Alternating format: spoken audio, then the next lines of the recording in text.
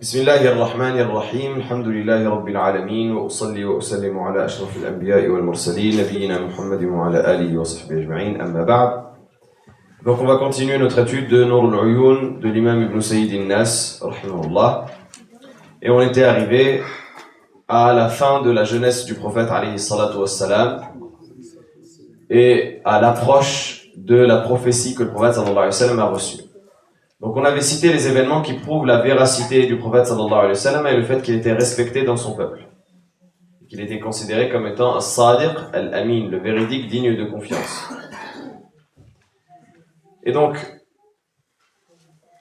après cela, quand le prophète sallallahu alayhi wa sallam était âgé de 40 ans, s'est déroulé l'événement qui allait marquer le début de la prophétie. Il nous dit وَلَمَّا بَلَغَ 40 سَنَةً وَيَوْمًا ابتعثه الله تعالى بشيرا ونذيرا وأتاه جبريل عليه السلام بغار حراء فقال اقرأ فقال ما أنا بقارئ فأخذني فغطني حتى بلغ مني الجهد ثم أرسلني فقال اقرأ فقلت ما أنا بقارئ فقال في الثالثة اقرأ باسم ربك الذي خلق إلى قوله علم الإنسان ما لم يعلم. Donc il dit lorsque le prophète sallallahu alayhi wa sallam a atteint les 40 ans et un jour, donc lorsqu'il avait 40 ans et un jour, qu'il était rentré dans sa 40e année, Allah tabaraka wa ta'ala l'a envoyé à l'humanité comme annonciateur et avertisseur, et l'ange Jibril alayhi salam est venu à lui avec la révélation de la part du Seigneur des mondes dans la grotte de Hira. Il lui dit lis. Et donc avant cela, le prophète sallallahu alayhi wa sallam, il faut savoir qu'il a toujours grandi comme monothéiste. Le prophète sallallahu alayhi wa sallam n'a jamais adoré les idoles une seule fois de sa vie. Il a toujours été monothéiste. Il n'a jamais mangé d'une nourriture d'une bête qui était égorgée et sacrifiée pour les idoles. Et il refusait de prendre part aux événements de son peuple. Il n'a jamais voulu participer à ces événements-là. Quant à la narration qui évoque que le prophète sallallahu alayhi wa sallam étant jeune, il allait participer à une fête de son peuple et ensuite il s'est endormi sur le chemin pour qu'Allah tabaraka wa ta'ala lui évite de participer avec eux, etc. Ça, ce n'est pas établi. Le prophète sallallahu alayhi wa sallam n'a jamais voulu, il n'a jamais aimé les choses que faisait son peuple du polythéisme. Il n'a jamais bu une goutte d'alcool. Et le prophète sallallahu alayhi wa sallam, il a toujours défendu la justice et lutter contre l'injustice. Même lorsque c'était des personnes étrangères qui étaient victimes d'injustice. Vous connaissez l'histoire de Hilf al-Fudul. Hilf al-Fudul, c'est un pacte que les Mécois ont fait, auquel le prophète sallallahu alayhi wa sallam a participé. Parce que, pour résumer, pour ne pas faire trop long, il y a un commerçant qui est venu du Yémen et il s'est arrangé avec un des notables de Quraysh.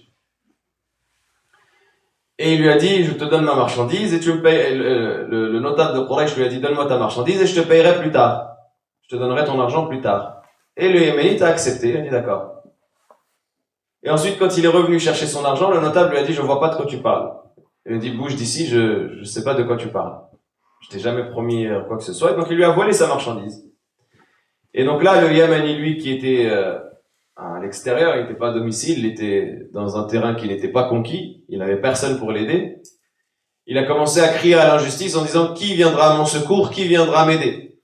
Et c'est là où les Quraysh sont intervenus, et ils se sont rassemblés dans Dar al-Nadwa, le prophète sallallahu alayhi wa sallam a participé à cela, et ils ont fait un contrat, un hilf, un engagement pour que personne ne soit victime d'injustice à la Mecque, et pour que ceux qui viennent de l'étranger dans la ville de la Mecque trouvent toujours quelqu'un pour les aider si jamais ils se sentent lésés ou ils sont victimes d'injustice. Et le prophète sallallahu alayhi wa sallam a participé à ce hilf et il a dit que c'est une des meilleures choses auxquelles il a assisté avec Quraysh.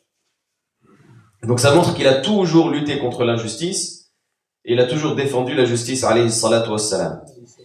Et il détestait les choses que son peuple faisait au point où, parce qu'il ne supportait pas, il allait s'isoler de temps à autre dans la grotte d'une montagne qui s'appelle Hira. Donc Hira, c'est le nom de la montagne. Il allait s'isoler pour faire une retraite spirituelle. histoire d'être à l'écart de ce que son peuple faisait comme adoration des idoles. Comme dit Aïcha radiyallahu ta'ala anha, أن النبي صلى الله عليه وسلم كان يتحنث الليالي ذوات العدد.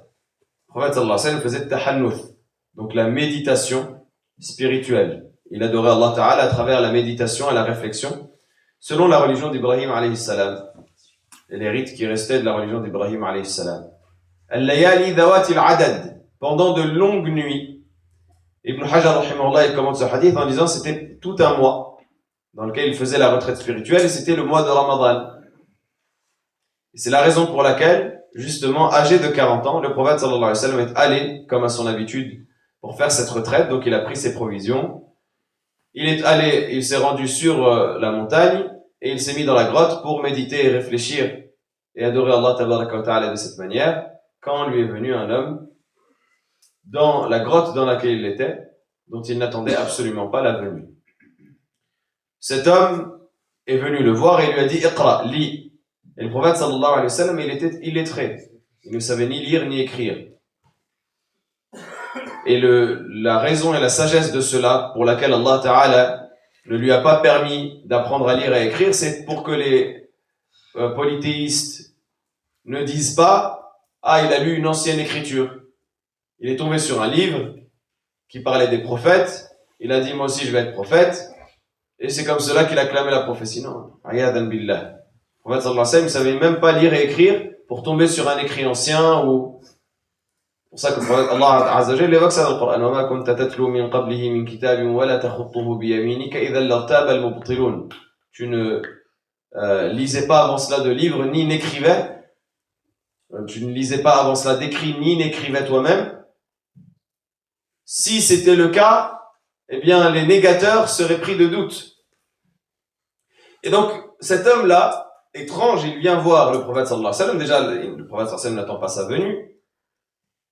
Mais en plus de cela, il interagit avec lui, il lui dit Iqra. Il dit lis. Le prophète alayhi salatu wassalam, il répond de manière naturelle et logique, il dit je ne sais pas lire. Je ne sais pas lire. Lire quoi? Je ne sais pas lire.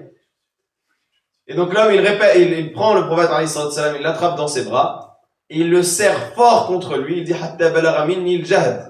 Jusqu'à ce qu'il m'étouffe en me serrant. Il me fatigue. Ensuite, il le relâche et il lui dit à nouveau, lis. Et le prophète sallallahu alayhi wa sallam répète, je ne sais pas lire. Il le reprend une deuxième fois. Et il le serre jusqu'à l'étouffer. Et à la troisième fois, lorsqu'il le relâche, il lui révèle, Iqra bismi rabbika alladhi khalaq. Lis au nom de ton Seigneur qui a créé. Khalaq al-insana min alaq, qui a créé l'homme d'un caillot. Iqra wa rabbuka al-akram. Lis au nom de ton Seigneur le très généreux, ou lis et ton Seigneur est le très généreux, alladhi allama bil qalam, qui a enseigné par le kalam, allama al insana ma lam ya'lam, il a enseigné à l'homme ce qu'il ne savait pas. Et ça, c'était le premier contact que le prophète sallallahu alayhi wa sallam avait avec Jibril. Pourquoi est-ce que Jibril l'a serré dans ses bras?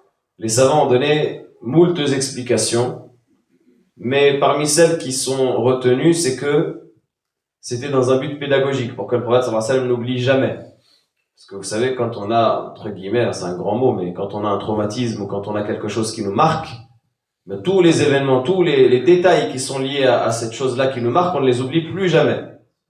Jusqu'à ce que, là, samahallah, mais ceux par exemple qui subissent un accident, ou un choc, ou la perte d'un proche, ils vont même jusqu'à se souvenir des vêtements qu'ils portaient ce jour-là, de ce qu'ils avaient mangé ce jour-là, de ce qu'ils avaient fait comme, je sais pas, comme sortie, comme activité, etc., de la couleur de leur voiture, ils se souviennent de détails, alors que si tu lui demandes qu'est-ce que tu as mangé hier, peut-être qu'il s'en souvient pas. Mais pourtant, le jour du choc, il se souvient de tout. Donc c'est pour que ce soit ancré dans son cœur et que ça ne disparaisse jamais. Ou alors, c'est parce que Jibril alayhi salam, il était content de voir le prophète alayhi salatu wassalam et heureux. Parce que le prophète sallallahu alayhi wa sallam, ça reste le joyau de cette création et Jibril l'aimait énormément.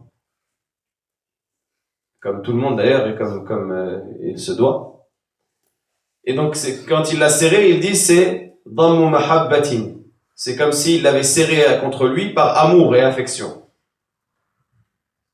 Et une troisième interprétation, parmi les nombreuses interprétations Et cette interprétation elle a été donnée par Cheikh Taha ibn Ashur rahimahullah dans le commentaire de Sourate Al-Alaq. Il dit c'est pour que Jibril alayhi salam prépare le prophète sallallahu alayhi wa sallam à la réception de la révélation en le mettant en contact avec le corps céleste. Parce que vous savez que l'être humain il est créé d'une partie céleste et d'une partie terrestre. La partie terrestre c'est son enveloppe corporelle et la partie céleste c'est son esprit. Et c'est comme si Jibril alayhi salam il voulait éveiller cette partie céleste qui est dans la personne du prophète alayhi salatu wassalam au contact d'un ange pour le préparer à la lourde parole qui allait lui venir justement de la transmission de ce même ange. En tout cas, ça fait partie des sagesses pour lesquelles le prophète sallallahu alayhi wa sallam a été serré.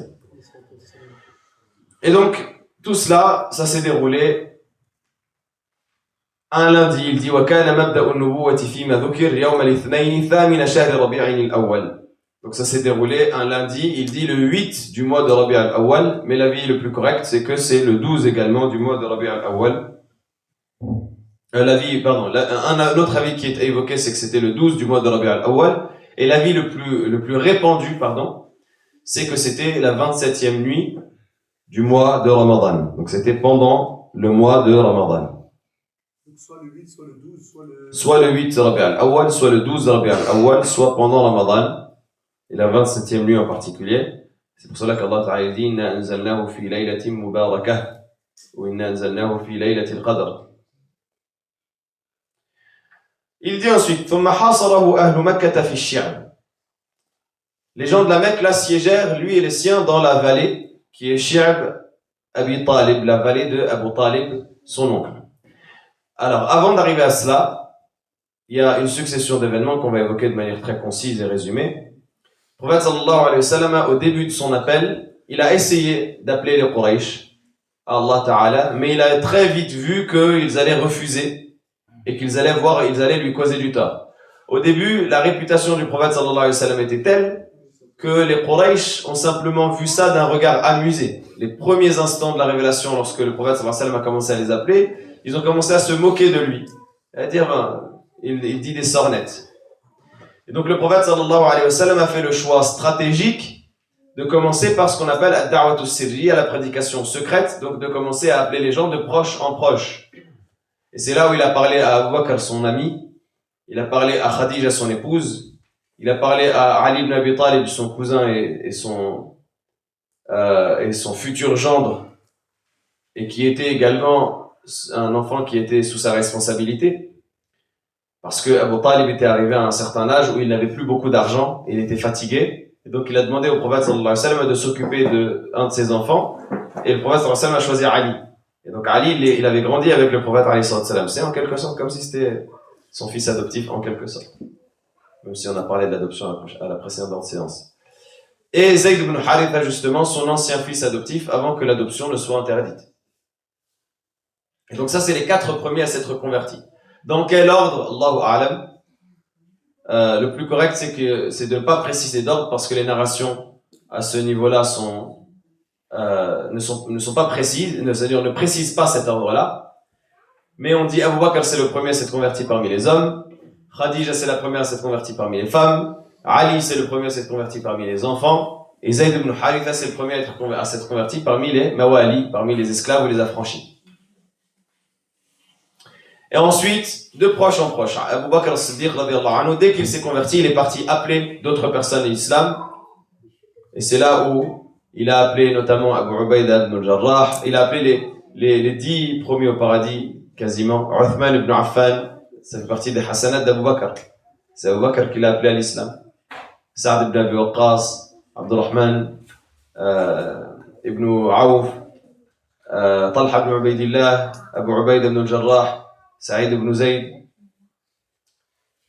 Donc tout cela, ça fait partie des hommes qu'Abu Bakr a appelé à l'islam et qui se sont convertis par sa cause, et donc ils sont allés voir le prophète sallallahu alayhi wa sallam, ils ont accepté l'islam. Et petit à petit, un petit noyau s'est constitué dans cette première étape de la prédication, et le prophète sallallahu alayhi wa sallam a se rassemblé avec eux dans un endroit qu'on appelle la maison de Al-Arqam ibn Abi al-Arqam. Al-Arqam ibn Abi al-Arqam. Al-Arqam ibn Abi al-Arqam, le prophète sallallahu alayhi wa sallam a choisi sa maison comme quartier général pour se rassembler avec les compagnons de l'époque et pour leur enseigner en toute discrétion. Pourquoi la maison de l'Arqam ibn Abi al-Arqam? Pour 3 raisons. La première, c'est que c'était un jeune. Il avait 16 ans. Et les Quraysh, on en a parlé quand on a parlé du voyage du prophète sallallahu alayhi wa sallam, ils négligeaient les jeunes. Oui, vas-y. Très bien. Bien. Ça, c'est la deuxième raison. Donc, la première raison, c'était un jeune. Il avait 16 ans. La deuxième raison, c'est qu'elle était derrière la montagne de Safa. Or, la montagne de Safa, c'est juste à côté de Kaaba. Safa al-Marwa, ceux qui ont déjà fait la Umrah. Et c'était un endroit qui était fréquenté. C'était un endroit dans lequel il y avait du mouvement. Et donc, un groupe de gens qui sortent ou qui rentrent dans une maison, ça n'attirait pas les soupçons. Et troisièmement, c'est que Al-Arqam ibn Abi al-Arqam, il était d'une tribu particulière qui est la tribu des Banu Makhzoum. Qu'est-ce qu'on avait dit de la tribu des Banu Makhzoum à la séance précédente? C'est les rivaux de la tribu des Banu Hashim. C'est la tribu d'Abu Jahl. C'est la tribu d'Abu Jahl, c'est des rivaux de Banu Hashim. Et vous savez, il y avait un esprit tribal et clanique qui fait que, on n'aurait pas pu imaginer qu'un Hashimi s'associe à un Makhzoumi. Mais le prophète sallallahu alayhi wa sallam a transcendé ces considérations tribales et il les a même utilisées contre ceux qui les avaient. Et donc pendant 3 ans, la prédication était secrète jusqu'à ce qu'Allah tabaraka wa ta'ala lui ordonne de déclarer la prédication. Fasda' bima tu'mar. De déclarer la prédication. Wa anzir 'ashiratak al-aqrabin. Avertis les gens qui te sont les plus proches. Et c'est là où le prophète sallallahu alayhi wa sallam est monté sur Safa et il a appelé les gens en leur disant: est-ce que si je vous disais qu'il y a une armée derrière moi, est-ce que vous me croyez? Est-ce que vous me croiriez? Et les gens lui ont dit évidemment: Ma jarrabna alayka kadiban. Nous ne t'avons jamais entendu mentir. Et il a dit: bien, je vous avertis d'un châtiment douloureux. Et son oncle lui a dit: Tabban laka sa'ira al-yawmi alihada jama'tana. Puisses-tu périr pour cette journée? Est-ce que c'est pour cela que tu nous as rassemblés? Et Allah Ta'ala a révélé: Tabbat yada abi lahabin wa tab. Que les mains d'Abu Lahab périssent et que lui-même périsse. Et donc à partir de là, a commencé la prédication annoncée. La prédication annoncée, elle a fait évoluer la réaction de Quraysh à un deuxième stade. Le deuxième stade, c'était le stade de la moquerie et de l'insulte. C'est-à-dire qu'il commençait à se moquer et à insulter le prophète sallallahu alayhi wa sallam de manière évidente. Au début, il voyait ça d'un air amusé. Maintenant, il commence à insulter et à être dans la contre-propagande. Mais plus l'islam prenait de l'ampleur, et plus il voyait ça d'un regard inquiétant. Et c'est là où ils ont commencé justement à torturer les plus faibles. Ceux qui avaient une lignée parmi les Arabes, ils étaient protégés par leur lignée. Mais les plus faibles, les esclaves, mais en réalité, il n'y avait pas encore le respect de l'islam pour l'esclave, pour le servant, qui va le lever au même niveau que le maître, si ce n'est qu'ils ont un statut social différent, mais qui va lui donner les mêmes droits, etc. Là, les esclaves, c'était comme un âne. C'est-à-dire que c'est un âne, je le fouette, l'esclave, je le fouette.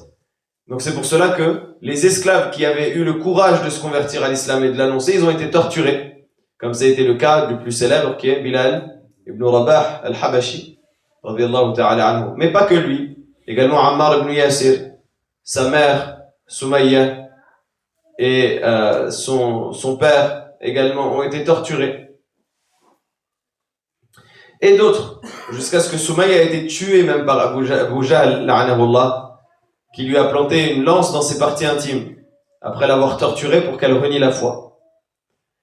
Et Bilal, vous connaissez l'histoire avec Umayya ibn Khalaf, qui lui a mis la roche sur le torse, en l'allongeant sur Ramda, sur la terre brûlante, en plein soleil, en lui disant de renier sa foi, et il disait Ahadun Ahad, avec le peu de souffle qui lui restait, radiyallahu ta'ala anhu. Et donc, la problématique que les Quraysh avaient, c'était qu'ils auraient aimé attaquer le mal à sa source pour eux, c'est absolument pas un mal, mais ils auraient aimé attaquer ce qu'ils considéraient comme un mal à sa source, à savoir de nuire au prophète sallallahu alayhi wa sallam, mais ils étaient attachés par le lien tribal, le lien clanique. C'est ça qui a fait qu'ils ne pouvaient pas attaquer le prophète sallallahu alayhi wa sallam directement. Parce qu'on aurait pu dire, oui, mais les Quraysh, ils étaient puissants, pourquoi est-ce qu'ils n'ont pas juste tué le prophète sallallahu alayhi wa sallam? Oui, parce que ça les aurait rentrés dans une guerre de tribus qui n'était absolument pas dans leur intérêt. Parce que la tribu du prophète sallallahu alayhi wa sallam, c'était malgré tout une tribu qui était imposante. Abdul Muttalib, c'était quelqu'un de respecté de son vivant, comme on l'a dit, mais également Abu Talib, son fils. Donc c'était des gens qui étaient respectés, qui étaient partie prenante de la vie de Quraysh. Et donc c'était pas dans leur intérêt d'avoir un conflit ouvert. Mais plus on avançait dans le temps, et moins étaient efficaces les solutions de Quraysh face à l'appel du prophète sallallahu alayhi wa sallam, et plus le nombre des croyants grandissait. Et donc ils ont pris une décision pour endiguer l'appel du prophète sallallahu alayhi wa sallam, qui était de boycotter toute la tribu des Banu Hashim s'ils n'acceptaient pas eux-mêmes de remettre le prophète sallallahu alayhi wa sallam sans qu'il n'y ait de guerre par la suite. Comme on l'a dit, si jamais, c'était très tribal dans le sens où il y avait une tradition chez les Arabes, s'il y a une personne de la tribu qui meurt, qui est assassinée, c'est toute la tribu qui rentre en guerre avec la tribu de l'assassin. Les Quraysh voulaient éviter cela, donc ils ont dit aux Banu Hashim et aux Banu Abdul Muttalib, ils leur ont dit, regardez, vous nous livrez Muhammad, et vous acceptez de nous le remettre sans qu'il y ait de guerre, et on fait de lui ce qu'on veut, ou alors on vous boycotte. Et la tribu du prophète sallallahu alayhi wa sallam a refusé de le remettre. Et donc ils les ont boycottés, et ils ont fait un embargo, en les enfermant dans le Shi'ab. Le Shi'ab, c'est la vallée derrière Abu Qubays, dans la zone de Mecca, derrière Safa al-Marwa, dans laquelle il y avait la famille de Abu Talib et la famille du prophète alayhi salatu wassalam au sens large. Plus de batterie.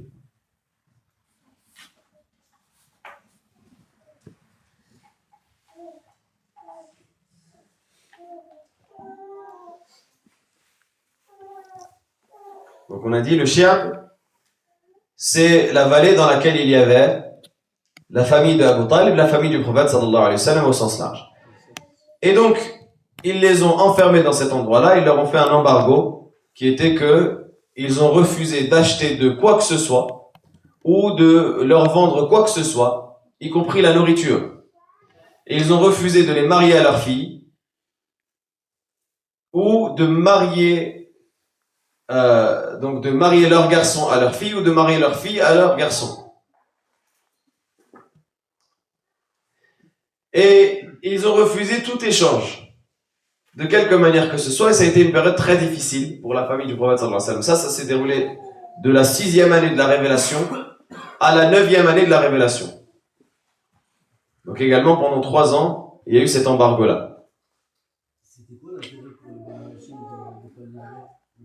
C'était quoi l'intérêt pour les Banu Hashim de ne pas livrer le prophète sallallahu alayhi wa sallam? C'était leur frère. Donc c'était quelqu'un de leur tribu. C'était une honte pour eux de livrer l'un des leurs. Même s'ils n'étaient pas croyants, pour la plupart, ils étaient polythéistes, mais ils avaient la fierté qui était que non, Mohammed c'est un des nôtres, c'est quelqu'un de notre famille, donc on ne va pas le livrer. Donc c'est ce qu'il dit. ثم حاصره أهل مكة في الشعب فأقام محصورا دون 3 سنين هو وأهل بيته وخرج من الحصار وله 49 سنة. Et donc il est sorti de cet embargo alors qu'il était âgé de 49 ans. وبعد ذلك ب8 أشهر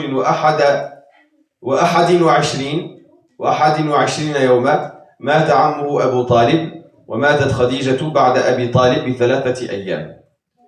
Et donc le prophète sallallahu alayhi wa sallam a fini par sortir lui et sa famille de l'embargo. C'est Abu Jahl la'anahullah qui avait proposé cet embargo-là, et il s'était rassemblé avec les Quraysh, et d'autres parmi les polythéistes avaient refusé de maintenir cet embargo-là, et ils avaient demandé à ce qu'on le défasse. Et Abu Jahl refusait, et jusqu'à ce qu'ils soient arrivés à un point où ils ont dit non, ça y est, il faut qu'on trouve une solution. Parce qu'on ne peut pas accepter de laisser des gens de notre clan, parce que malgré tout ça reste des gens de Quraysh, on ne peut pas accepter de laisser des gens de notre clan subir la chose qu'ils sont en train de subir. Et donc Jubayr ibn Mut'im et d'autres ont fait l'effort d'aller participer à la destruction de ce pacte-là, et donc ils ont voté à la majorité, contrairement à Abu Jahl qui voulait lui continuer encore l'embargo.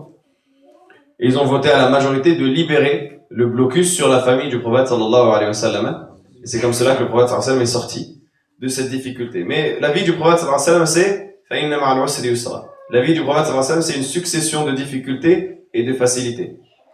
Il est sorti d'une difficulté ici vers la facilité de la libération, et il a retrouvé une autre difficulté qui a été que il a perdu quelques jours plus tard son oncle Abu Talib, qui était son soutien extérieur et l'homme qui le défendait de Quraysh et qui le protégeait dans l'accomplissement de son message, et son épouse, Khadija radiallahu ta'ala anha, qui était son soutien intérieur, son soutien émotionnel, son soutien moral, la femme qui était à ses côtés. Et ce, en l'espace de 3 jours. Il a perdu Abu Talib et 3 jours plus tard, il a perdu Khadija. Et ça a été très difficile pour le prophète sallallahu alayhi wa sallam. Au point où cette année-là, il a été appelé Am al-Huzn, l'année de la tristesse. Le prophète sallallahu alayhi wa sallam avait 49 ans à ce moment-là.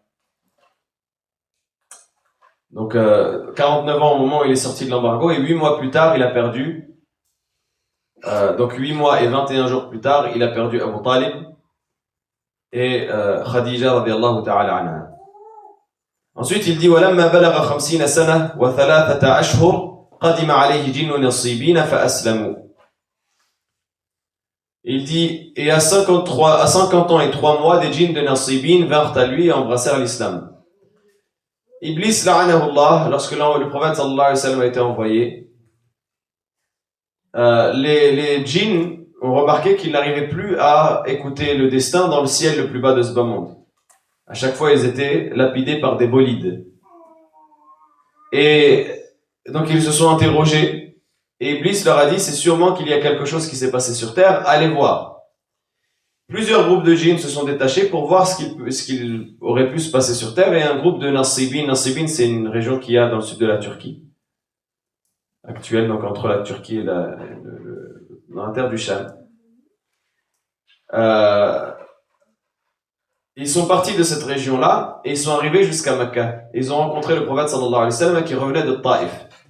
Parce que le prophète sallallahu alayhi wa sallam, lorsqu'il a perdu son oncle Abu Talib, il a perdu son soutien extérieur.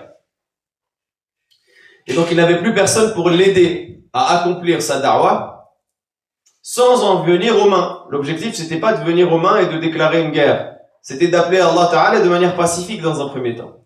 Et pour appeler Allah de manière pacifique devant un peuple qui ne veut rien, qui veut tout sauf la paix plutôt, qui veut tout sauf la paix, eh bien il fallait avoir un soutien politique entre guillemets.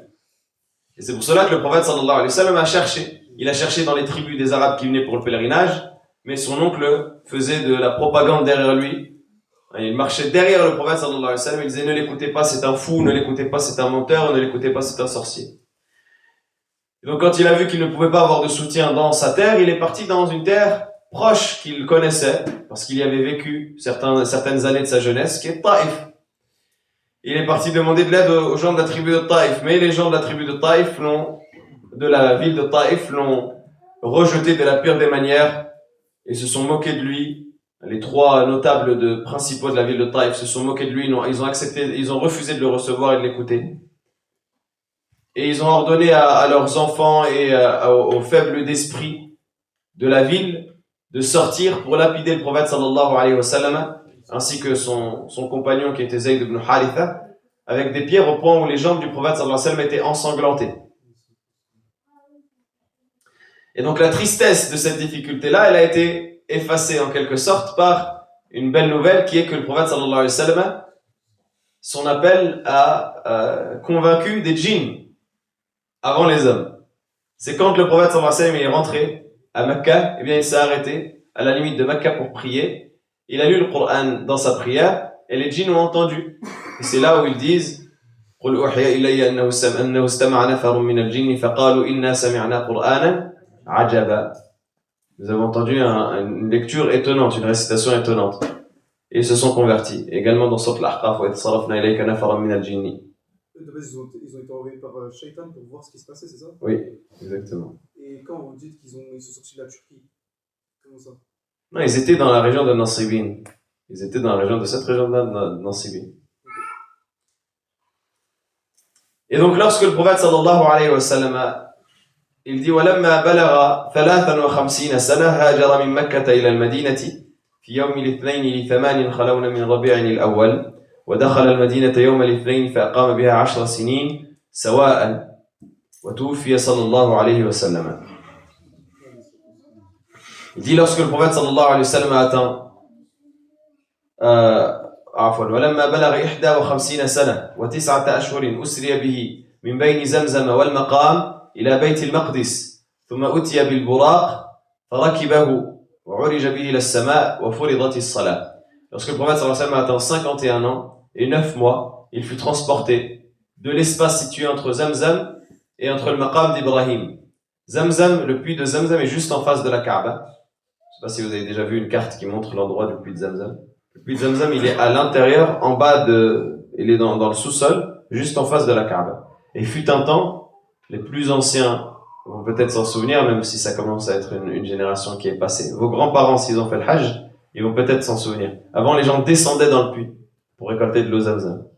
Ils descendaient directement dans le puits, ils prenaient de l'eau Zamzam de ce puits-là à la source, et ensuite ils remontaient. Et il y a des images encore de ça. Al-Hasib, entre Zamzam et le Maqam, le prophète sallallahu alayhi wa sallam a voyagé. Il y a une divergence entre est-ce que c'est là ou est-ce que c'est dans la maison de Hani bint Abi Talib, la sœur de Ali, radiyallahu ta'ala anha. En tous les cas, le prophète sallallahu alayhi wa sallam a voyagé dans une nuit de la Mecque jusqu'à Jérusalem, puis il a eu l'ascension nocturne, et c'est à ce moment-là qu'il a reçu la prescription de la salat, et le détail de tout cela est connu. Donc on lui a amené la monture céleste al-Buraq, il la monta, puis il fut élevé jusqu'aux cieux, et c'est à cette occasion que la prière fut prescrite. Et vous savez, ce sujet-là de Buraq, etc., c'est souvent l'objet de moqueries de la part des athées, et des gens qui essayent d'attenter à la sacralité de notre religion. Mais en soi, c'est étonnant de penser que l'être humain est capable d'une chose qu'Allah tabaraka wa ta'ala ne serait pas capable de créer. Allah tabaraka wa ta'ala, qu'est-ce qui l'empêche, aqlan, rationnellement, qu'est-ce qui empêche qu'Allah ta'ala il crée une créature qui vole? Il y a déjà des créatures qui volent. Qu'est-ce qui empêche qu'il crée une créature qui vole qui puisse porter un être humain? Qu'est-ce qui empêche? Rien. Allah ta'ala a créé des choses étonnantes dont on ne connaît même pas 1%. Dans les profondeurs des océans et même sur la surface de la Terre. Il y a encore des lieux qui sont inexplorés, des races qu'on n'a même pas encore découvertes. Et l'être humain a la prétention et l'orgueil de savoir ce qu'Allah a créé et ce qu'Allah n'a pas créé. Donc on pense que l'être humain il est capable de faire une chose qu'Allah ne serait pas capable de faire. Et alors, Allah Ta'ala il a créé une monture qui est volante et il n'y a pas de moquerie à avoir à cela. Et c'est pourquoi est-ce qu'Allah Azzawajal n'a pas créé cela en race qui soit présente dans notre environnement et qu'on puisse monter nous également, etc. Parce qu'Allah Ta'ala il nous a éprouvé de par le fait que il a limité les moyens de transport pour qu'on se développe, etc. Et donc pour que ce soit limité à un certain degré. Il n'y a rien rationnellement qui empêche qu'Allah ait pu créer une monture qui soit volante. Simplement, les athées, ils prennent le moindre détail tout en oubliant la base, qui est pourquoi vous existez sur Terre, de base. Avant de parler de Buraq, avant de parler de... Vous faites quoi, vous, sur Terre? Vous êtes quoi? Donc il dit, وَلَمَّا بَلَغَ 53 سَنَةً, et lorsqu'il a atteint l'âge de 53 ans, le prophète sallallahu alayhi wa sallam a quitté la Mecque pour Médine, donc il a fait la hijra, et l'événement de la hijra est bien connu également. Un lundi 8 de Rabi' al-Awwal, selon ce qu'il dit, mais l'avis le plus correct également, c'est que c'est le 12 de Rabi' al-Awwal. Et il est entré à Médine un lundi également. Il est entré à Médine un lundi, après le voyage qu'il a fait, donc. Il y a eu plusieurs émigrations dans l'histoire de l'islam. Il y a eu une première émigration dans la terre d'Abyssinie qui était permise. Donc qui était autorisée pour les compagnons qui subissaient le plus les sévices des polythéistes et les crimes des polythéistes. Le prophète sallallahu alayhi wa sallam leur a autorisé de partir en Éthiopie, dans le royaume chrétien de Ashama ibn Abjar. Ashama ibn Abjar, qui était le négus de l'époque. Parce qu'il a dit, il y a un roi chrétien auprès duquel personne n'est victime d'injustice, qui est juste. Et d'ailleurs, les polythéistes ont essayé d'aller récupérer les compagnons et de demander à Ashama de les leur livrer. Mais Ashama, dans sa justice, il a refusé cela. Et ensuite, quand ils ont vu que ça ne fonctionnait pas, ils ont dû ramener des cadeaux, ils ont essayé. Et quand ils ont vu que ça ne fonctionnait pas, ils ont commencé à diffuser des calomnies. Ils ont dit, tu sais pas ce qu'ils disent à propos de ton Dieu, à propos de Jésus? Et ils disent que c'est une idole qui ne mérite pas d'être adorée, etc. Ils ont commencé à dire des choses qui en soi étaient vraies, mais d'une manière à diaboliser les musulmans. Vous voyez, la diabolisation qui commence déjà dès cette époque-là. Et donc Ashama qui était juste, il les a appelés, il leur a dit qu'est-ce que vous dites? Et c'est là où Ja'far ibn Abi Talib, il a récité Surat Maryam. Et les croyants, et Ashama ibn Abjar a refusé de les remettre aux polythéistes. Il les a renvoyés, il leur a dit reprenez vos cadeaux et retournez de là où vous êtes venus, par Allah je ne vous les livrerai jamais. Et il a dit aux compagnons idhabu fa antum shuyumun bi ardi. Shuyum en éthiopien ça veut dire vous êtes libres. Il leur a dit allez-y parce que vous êtes libres dans ma terre, dans mon royaume. Ça c'est la première émigration. Ensuite il y a eu la deuxième émigration à Médine. Lorsque les vices des polythéistes ont commencé à être de plus en plus intenses au point où ils ont passé le cap de vouloir assassiner le prophète sallallahu alayhi wa sallam. Ils se sont rassemblés dans Dar al-Nadwa, ils ont dit ça y est, on n'en peut plus, on va devoir faire quelque chose. Et donc chacun propose une solution. Il y en a un qui a proposé comme solution, ils ont dit, et à cette assise-là dans Dar al-Nadwa, il y avait un homme qui n'était pas parmi eux, qui était habillé avec des vêtements d'un vieil homme Najdi, d'un vieil homme du Najd, et qu'ils n'ont pas reconnu. Ils ont dit, qui es-tu? Il a dit, j'ai des conseils à vous donner. Écoutez mes conseils et vous en serez satisfaits. Donc ils ont accepté qu'il soit présent. Le premier parmi les polythéistes a dit, il faut qu'on expulse le prophète sallallahu alayhi wa sallam. Et ce vieil homme-là, Najdi, a dit non, il ne faut pas que vous l'expulsiez. C'est pas une bonne chose de l'expulser. Pourquoi? Parce que si vous l'expulsez, vous voyez comment est-ce qu'il convainc les gens. Il arrive à retourner les cœurs des gens. Mais il va faire une armée dans le pays où vous l'expulserez, et il reviendra vous combattre. Donc là, ça c'est pas une bonne solution. Le deuxième a dit, il faut qu'on l'emprisonne, qu'on l'enferme. Comme ça, il arrêtera d'appeler les gens. Il a dit non, le vieillard toujours. Il a dit non, c'est pas une bonne solution parce que si vous l'emprisonnez et que vous l'enfermez, eh bien ses amis vont venir le libérer. Et vous ne serez pas arrangé. Il a déjà converti un grand nombre de personnes. Mais ils vont faire une révolte et ils vont le libérer. Donc c'est pas une bonne solution. Jusqu'à ce qu'Abu Jahl a dit, alors on doit le tuer. Et là ce vieillard a dit, ça c'est une excellente idée. Ils ont dit, oui mais comment est-ce qu'on fait si son clan veut nous déclarer la guerre pour le défendre? Le vieillard il leur a donné une solution. Il a dit, vous prenez un jeune de chaque tribu, vous lui donnez une épée. Ils vont attendre devant chez Muhammad alayhi salatu wassalam, et quand il sortira pour la prière, ils lui donnent chacun un coup d'épée. Comme ça, les Banu Abdi Manaf, quand ils voudront savoir de quelle origine, de quelle tribu est celui qui l'a assassiné, ils pourront pas. Et ils pourront pas non plus combattre toutes les tribus de Quraysh. Ils sont pas assez nombreux pour combattre tout le reste de Quraysh. Et donc comme ça, vous l'assassinerez sans risquer de guerre. Et ce vieil homme-là, c'était Iblis, la'anahullah, qui était caché sous des vêtements humains. Et c'est ce qu'ils ont voulu faire. Donc ils ont rassemblé les jeunes autour de la maison du prophète sallallahu alayhi wa sallam qui ont attendu, mais Allah Ta'ala a fait qu'ils s'endorment. Et le prophète sallallahu alayhi wa sallam est passé devant eux. Et c'est là où il a dit وَجَعَلْنَا مِنْ بَيْنِ أَيْدِيهِمْ سَدًّا وَمِنْ خَلْفِهِمْ سَدًّا فَأَغْشَيْنَاهُمْ فَهُمْ لَا يُبْصِرُونَ. Ce verset-là qui est dévoyé de nos jours. Certains l'utilisent pour la police. Normalement, c'est... Ou quand ils fraudent le métro aussi. Les Mauritaniens l'utilisent quand ils fraudent le métro. C'est... nous avons mis devant une barrière et derrière une barrière. Et nous avons couvert afin qu'ils ne le voient pas.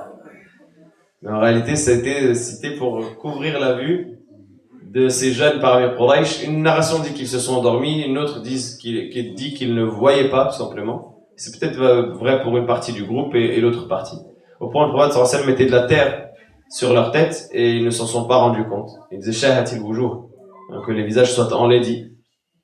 Et ensuite il a voyagé avec Abu Bakr as-Siddiq radiyallahu anhu. Il a pris le chemin vers Médine avec sa monture qui était déjà prête. Ils se sont réfugiés dans la grotte de Thawr pendant 3 jours pour éviter que les polythéistes ne puissent retrouver leurs traces. Et ensuite ils sont sortis. Et c'est à ce moment-là où les polythéistes malgré tout ont réussi à remonter jusqu'à eux. Et où ils se sont tenus devant la grotte, mais Allah tabaraka wa ta'ala les a aveuglés. Et Abu Bakr il dit, Ya Rasulallah, law nadara ahadum ila mawdi'a qadamayhi la ra'ana. Si l'un d'entre eux, il observait juste l'endroit de ses pieds, il nous verrait. Et le prophète sallallahu alayhi wa sallam a de dire, Ya Abu Bakr, ma baluka bithnayni, Allahu thalithuhuma. Ou Abu Bakr, que dis-tu de 2 dont Allah est le 3e? Et c'est là où le prophète et Allah ta'ala a révélé, إلا تنصروه فقد نصره الله إذ أخرجه الذين كفروا ثاني اثنين إذ هما في الغار إذ يقول لصاحبه لا تحزن إن الله معنا. Si vous ne lui donnez pas victoire, Allah lui a donné victoire. Lorsque les gens de son peuple l'ont expulsé de chez lui, le deuxième de deux, quand ils étaient dans la grotte, et qu'il dit à son compagnon, ne sois pas triste, Allah est avec nous. Et donc ils ont continué leur chemin. Sur le chemin, il s'est passé deux choses notables, parmi les nombreuses choses qui se sont passées, mais deux choses notables. La première, c'est l'événement avec Suraq ibn Malik, qui est le seul qui a réussi à les retrouver.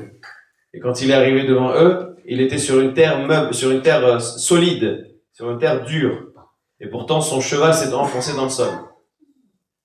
La première fois, il l'a relevé. La deuxième fois, il l'a relevé. La troisième fois, de manière encore plus violente, avant qu'il n'arrive devant le prophète sallallahu alayhi wa sallam, au point où il a été propulsé vers l'avant. Et quand il a vu cela, il a compris que ce n'était pas normal. Il a demandé au prophète sallallahu alayhi wa sallam de l'épargner. Il lui a dit, je t'épargne, mais à une condition, c'est que tu n'informes personne de notre emplacement. Et si tu accomplis cela, eh bien, je te promets d'avoir la couronne et les bracelets de Kisra. Ce qui était extraordinaire, hein, parce que à l'époque, Kisra, c'était l'empereur extrêmement puissant. C'était comme aujourd'hui on dit, le président des États-Unis, ou c'était un empire qui était extrêmement puissant. Donc pour lui promettre d'avoir la couronne et les bracelets de Kisra, c'était une certitude qui était extraordinaire. Et ça s'est déroulé.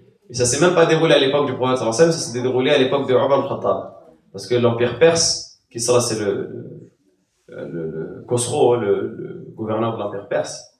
L'empire perse est tombé, l'empereur de l'empire perse, il est tombé à l'époque de Omar al-Khattab radiyallahu anhu. C'est à ce moment-là que c'est devenu musulman. Et Omar al-Khattab a récupéré la couronne et les bracelets de Kisra. Et il a reçu l'information que le prophète sallallahu alayhi wa sallam avait promis à Suraqa. Donc il a appelé Suraqa qui s'était converti à ce moment-là.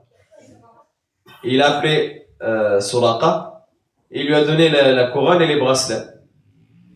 Et donc Suraqa les a portés la journée. Ensuite le soir il l'a rappelé.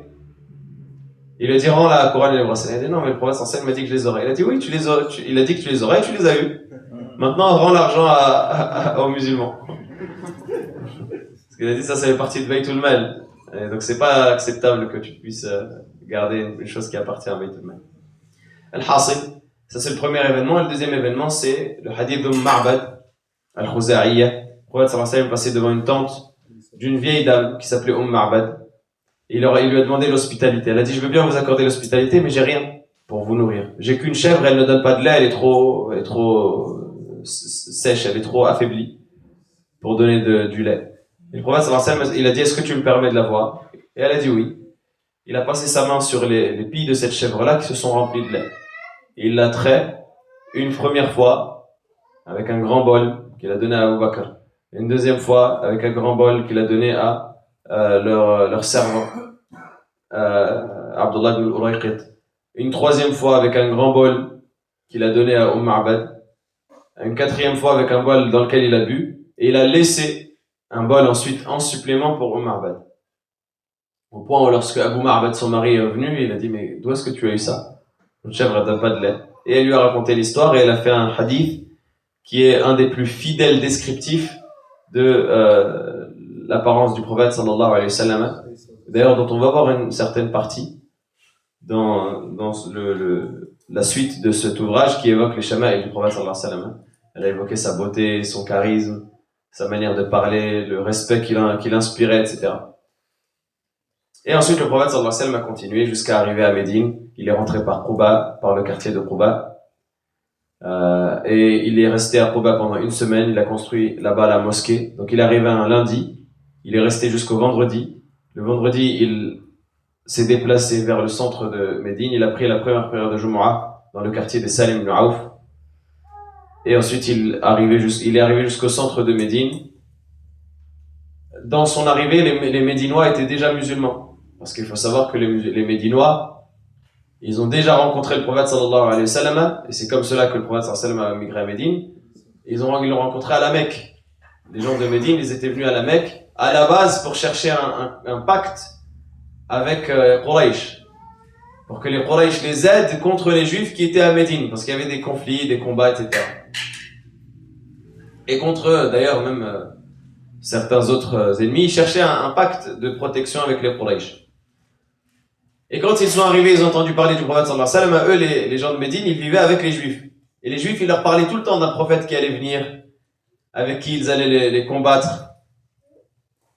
Et donc quand ils ont entendu ce prophète, ils ont dit on va précéder les Juifs, on ne laissera pas les Juifs l'avoir à notre place.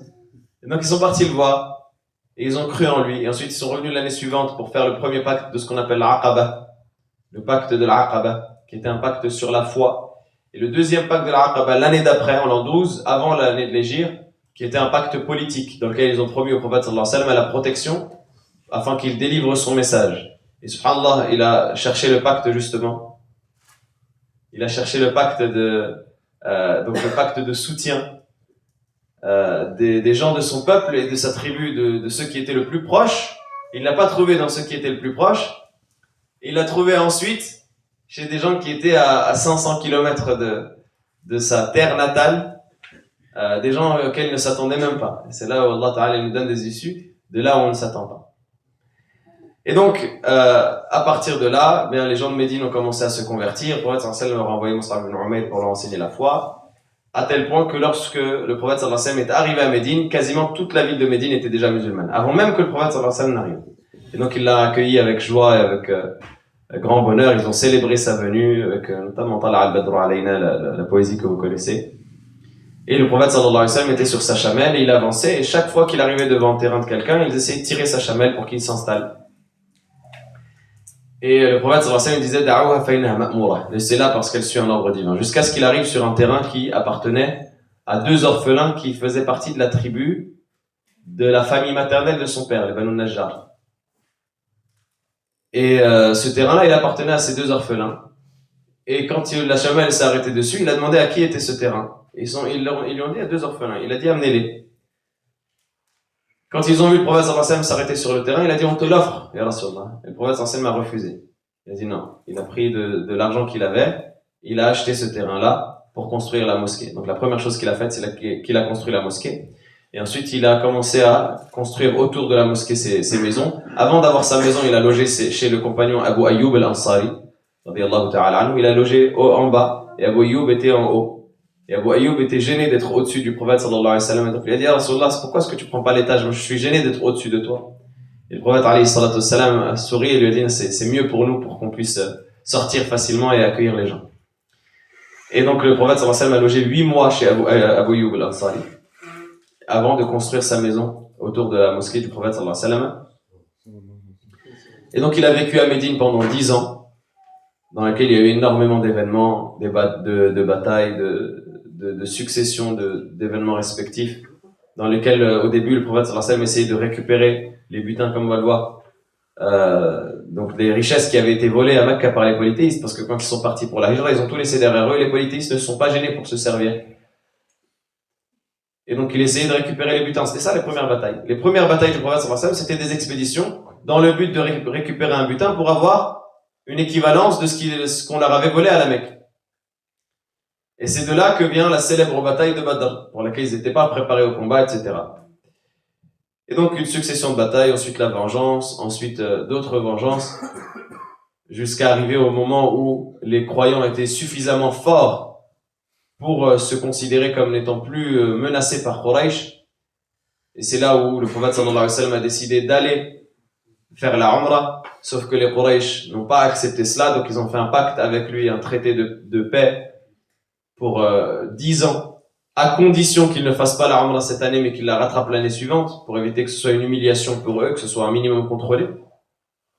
Sauf qu'ils n'ont pas respecté ce pacte-là de paix. Et donc le prophète sallallahu alayhi wa sallam a profité de cela, du fait qu'ils n'ont pas respecté le pacte, pour les attaquer. Et c'est là où il y a eu l'histoire de la libération de la Mecque, en l'an 8 de l'Hégire, qui a fait que la Mecque est redevenue musulmane. Et ensuite, les batailles qui se sont succédées jusqu'à la dernière, qui est la bataille de Tabouk. Ensuite, Hajjatul Wada', le pèlerinage d'adieu. Et enfin, la mort du prophète alayhi salatu wassalam. Donc là c'est le résumé de toute la vie du prophète alayhi salatu wassalam que l'auteur nous évoque ici. On va lire uniquement ce que je vous ai dit, juste pour compléter le propos, et on aura terminé ici, avant sifatuhu, avant de rentrer dans les caractéristiques physiques du prophète sallallahu alayhi wa sallam. Il nous dit وفي بعض هذه التواريخ خلاف بين أهل النقل ذكرنا ما حضرنا منه في كتابنا المسمى بعيون الأثر. Donc il dit, il y a dans certaines de ces dates des divergences entre les savants de l'histoire, et nous avons mentionné ici ce que nous avons pu rassembler dans notre livre Uyun al-Athar. Il dit وكانت غزواته صلى الله عليه وسلم في هذه المدة 25 وقيل 27. Et donc les batailles qu'il a livrées à cette époque-là étaient au nombre de 25 ou au nombre de 27 selon un avis. قاتل منها في 7. Il a combattu lui-même dans 7 de ces batailles. بدر وأحد والخندق وبني قريظة. Non, il n'y a pas l'autre carte. Elle est remplie. C'est pas grave. وبني قريظة وبني المصطلق وخيبر والطائف. Donc il a combattu dans 7 d'entre elles. بدر أحد الخندق بني قريظة بني المصطلق خيبر الطائف. وقيل قاتل أيضا بوادي القرى والغابة وبني النضير. Donc il a combattu également dans ces batailles-là qu'on a mentionnées. وكانت بعوثه نحو من 50. Et les expéditions militaires qu'il a envoyées étaient au nombre de 50. وحج عليه الصلاة والسلام بعد فرض الحج حجة واحدة. Le prophète sallallahu alayhi wa sallam a fait le hajj après l'obligation du hajj d'un seul pèlerinage.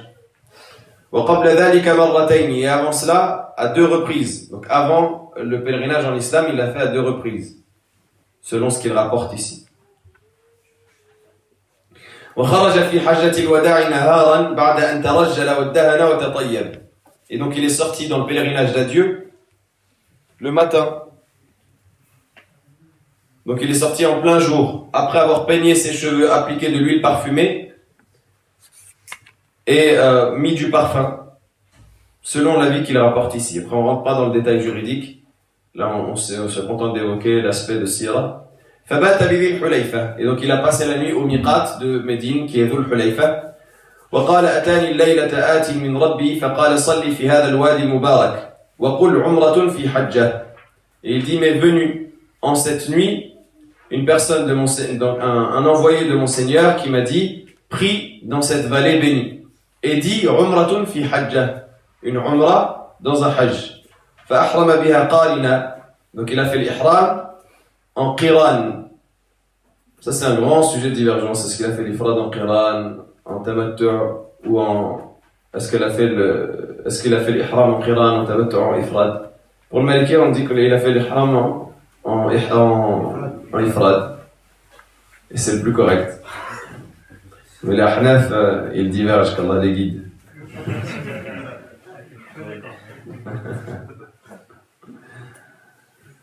Donc, أحرم بها قارنا ودخل مكة يوم الأحد بكرة من كداء من الثنية العليا طاف للقدوم فرمل 3. Donc, il est rentré un dimanche matin par le col supérieur de Kada, qui est une zone à la Mecque. Puis il fit le tawaf d'arrivée, donc ce qu'on appelle tawaf al-Qudum, en trottinant, en faisant ramal les 3 premiers tours et en marchant les 4 suivants. ثم خرج إلى الصفا. Puis il est sorti vers le Safa. فسعى راكبا ثم أمر من لم يسق الهدي بفسخ الحج إلى العمرة. Donc il s'est mis sur sa monture.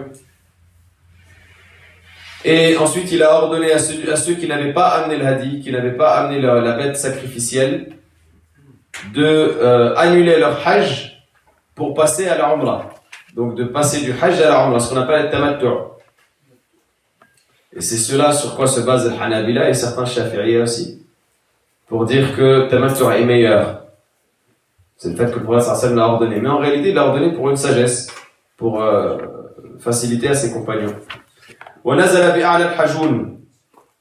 Il est descendu dans la région de l'Hajoun. فلما كان يوم التروية توجه إلى منى. Donc le jour de Tarwiyah qui est le 8e du mois de Dhul-Hijjah, il s'est dirigé vers Mina. فصلى بها الظهر والعصر والمغرب والعشاء. Il y a pris الظهر العصر المغرب والعشاء. وبات بها وصلى بها الصبح. Il a passé la nuit à cet endroit-là, il a pris le subh. فلما طلعت الشمس. Lorsque le soleil s'est levé, سار إلى عرفة. Il est parti à la terre de Arafah. وضربت بها قبته بنمرة. Et on lui a dressé sa tente à Namira. فأقام بها حتى زالت الشمس. فخطب الناس وصلى بهم الظهر والعصر بأذان وإقامتين. Et donc il y est resté jusqu'à ce que le soleil quitte le zénith.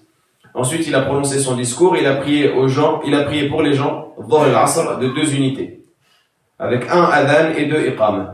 ثم راح إلى الموقف فلم يزل يدعو ويهلل ويكبر حتى زاغت الشمس.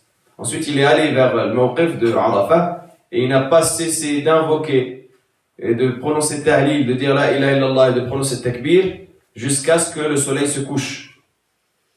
ثم دفع إلى المزدلفة بعد الغروب وبات بها وصلى الصبح ثم وقف بالمشعر الحرام حتى أسفر.